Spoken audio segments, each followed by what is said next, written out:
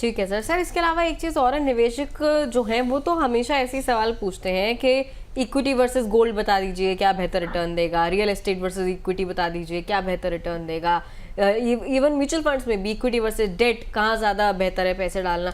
Sir आने वाले 5-7 सालों में गोल्ड और इक्विटी इन दोनों को अगर कंपैरिजन करें, आप फ्यूचर में 5 से 7 साल के होराइजन में क्या बेहतर रिटर्न दे सकता है, गोल्ड या फिर इक्विटी? देखिए, तो मैं पहले बात ये कहूंगा कि इट इज नॉट गोल्ड और equity, it is gold and equity, पहली बात। राइट। दूसरी बात यह है कि आप जब इन्वेस्टमेंट्स को देखें तो आप अपने ऑब्जेक्टिव या आपको कब पैसे की जरूरत है उसके हिसाब से निवेश कीजिए।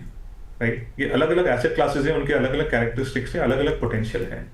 अब आते हैं लॉन्ग टर्म पर्सपेक्टिव से।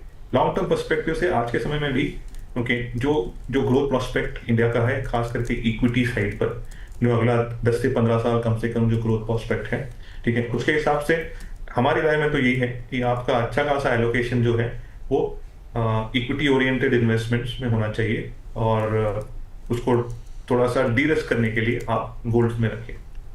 जी सर। आई होप मेरा आंसर जो है वो कहीं ना कहीं आप जो सोच रहे थे प्रश्न उसके हिसाब से मैच कर रहे हैं।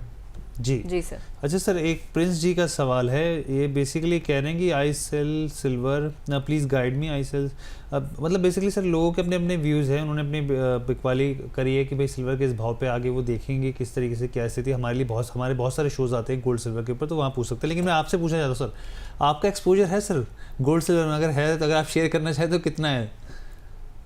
तो मेरा एलोकेशन जो है आज के समय में, आप मेरा पूछ रहे हैं? हाँ सर, आपका पूछ रहा हूँ सर मैं। जी, मेरा एलोकेशन तकरीबन अराउंड 6.5% है। ओके सर, वही सर, क्योंकि हम लोग भी लगातार चर्चा करते थे और ये बहुत ज़रूरी हो जाता है सर जानना, क्योंकि बहुत सारे निवेशक ऐसे भी हैं जो 18 से 20% तक का भी निवेश करते हैं गोल्ड में।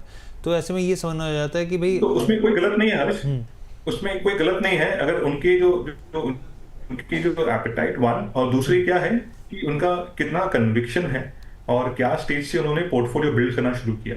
वही सर, ठीक है, कन्विक्शन के हिसाब से आज के समय में अगर मेरे पोर्टफोलियो में, हाँ जी प्लीज कंटिन्यू सर।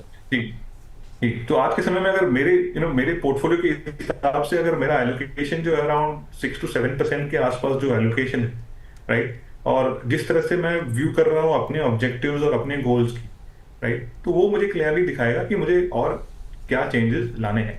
और मेरे सारे गोल्स जो यहाँ से जो है वो सारे लॉन्ग टर्म गोल्स हैं, राइट, तो उसके हिसाब से I believe that equity could do better.